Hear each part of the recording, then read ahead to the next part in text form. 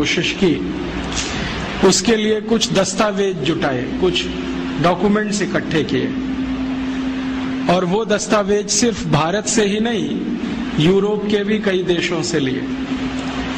धीरे धीरे दस्तावेजों की संख्या लगभग 50,000 हो गई।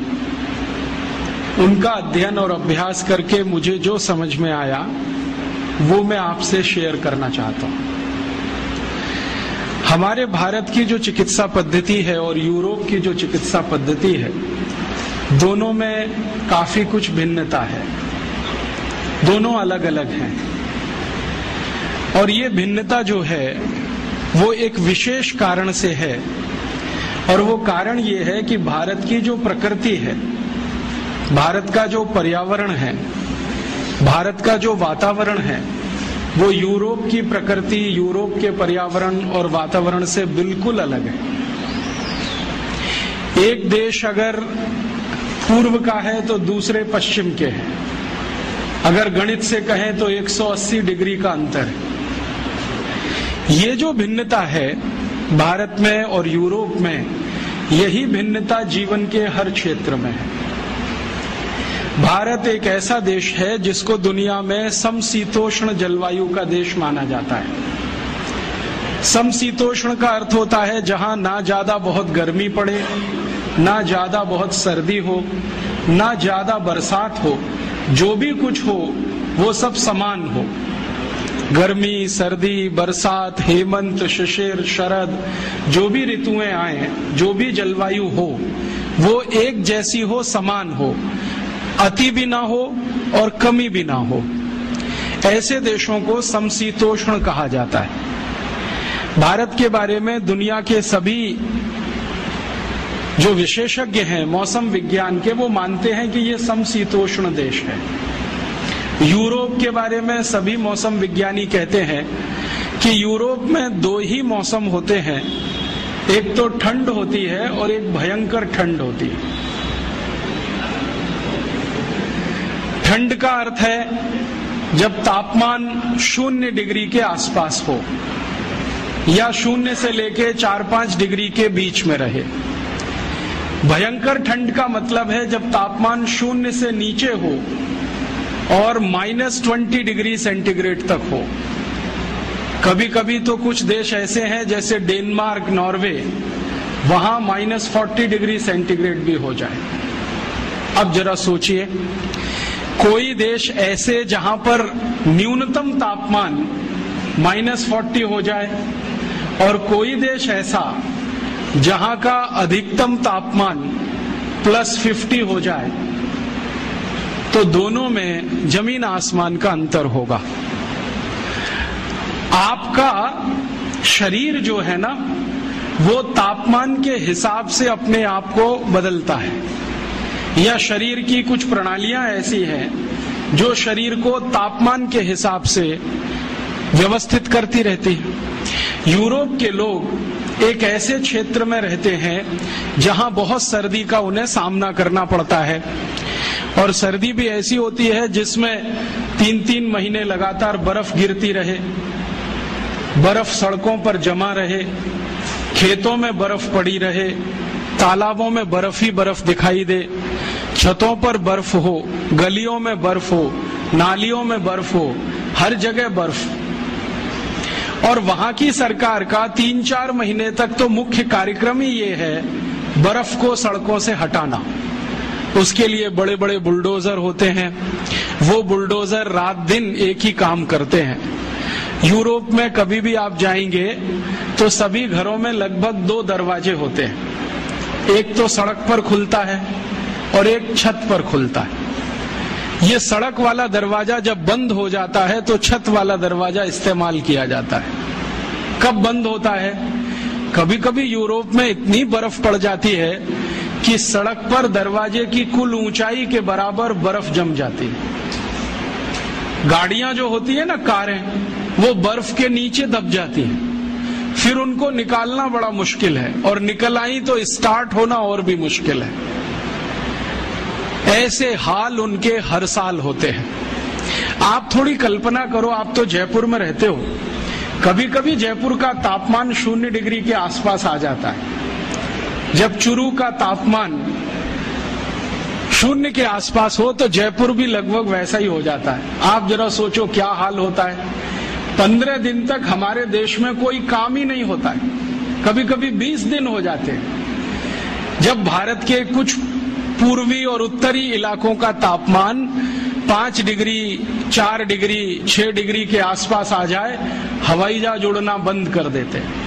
20-25 दिनों तक फ्लाइट्स कैंसिल होती हैं या पोस्टपोन होती रहती है।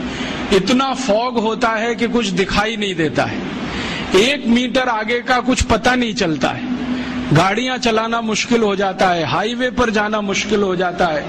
सरकार के कार्यालयों में काम करने वाले कर्मचारियों की संख्या आधी से भी कम हो जाती है। स्कूल कॉलेजों की उपस्थिति घट जाती है।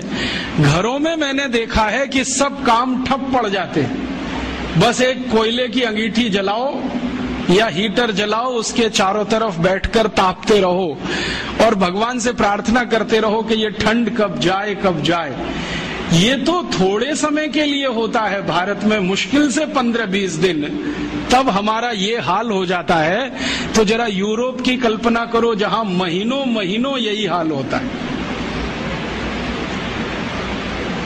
ये भिन्नता है हमारे में और यूरोप में, और ये भिन्नता किसी मनुष्य की बनाई हुई नहीं है, प्रकृति की दी हुई है, प्रकृति की पैदा की हुई भिन्नता है। एक और भिन्नता है, हमारे भारत के बारे में सारी दुनिया के मौसम विज्ञानी एक बहुत बड़ी बात करते, जो शायद आप जानते हो तो अच्छा है, नहीं तो हमेशा याद रखें इसको। दुनिया के सभी मौसम विज्ञानी कहते हैं कि पूरी दुनिया में, पूरे विश्व में 16 तरह की जलवायु है, 16 तरह के मौसम है। इनको तकनीकी भाषा में 16 क्लाइमेट जोन्स कहा जाता है। और सारे मौसम विज्ञानी कहते हैं कि दुनिया में 200 देश हैं, इनमें अलग अलग ये 16 तरह की जलवायु है या 16 तरह के मौसम है, लेकिन भारत अनोखा ऐसा देश है जहां सारी की सारी 16 जलवायु एक साथ मिलती है। हाँ, और भारत को छोड़ दुनिया के मौसम विज्ञानी कहते हैं कि मौसम के हिसाब से, पर्यावरण और प्रकृति के हिसाब से दुनिया में कोई विशेष देश है, यूनिक है, तो वो ये भारत देश है। ये क्लाइमेट जोन्स पता है कैसे होते हैं? टेम्परेचर के हिसाब से फिक्स किए जाते हैं।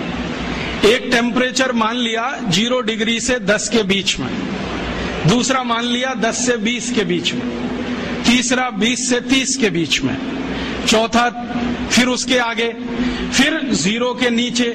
इस तरह से फिक्स किए गए हैं क्लाइमेट जोन्स। तो सब मौसम विज्ञानी कहते हैं कि भारत में लगभग सभी तरह के क्लाइमेट जोन्स हैं। और इसको मूर्त रूप में मैं कहूं, ये तो अमूर्त बात हुई, कुछ मूर्त बात अगर कहूं तो अगर आप भारत में अफ्रीका के रेगिस्तानी जलवायु को देखना चाहें तो राजस्थान के जैसलमेर में आ जाइए, आपको अफ्रीका का रेगिस्तान वहां दिखाई दे जाएगा। अगर आप भारत में स्विट्जरलैंड की बर्फ गिरती हुई देखना चाहें तो जम्मू कश्मीर में चले जाइए, उत्तरांचल में चले जाइए, आपको वो दिखाई दे जाएगा। अगर आप इस भारत में धूल भरी आंधियां जो कभी चला करती हैं ब्राजील में, मैक्सिको में, साल के कुछ महीने, वो देखना चाहें तो उत्तर और मध्य भारत के बहुत सारे स्थानों पर दिखाई दे जाएंगे। जो आप भारत में भयंकर बारिश का कोई क्षेत्र देखना चाहें, जैसे अमेज़न के आसपास का है लैटिन अमेरिका में, तो वो भारत में आपको कर्नाटक में मिलेगा, गोवा में मिलेगा, जहां साल में 8 महीने बारिश होती रहती है। और साल के 3 महीने तो ऐसी बारिश होती है कि पानी रुकता ही नहीं है।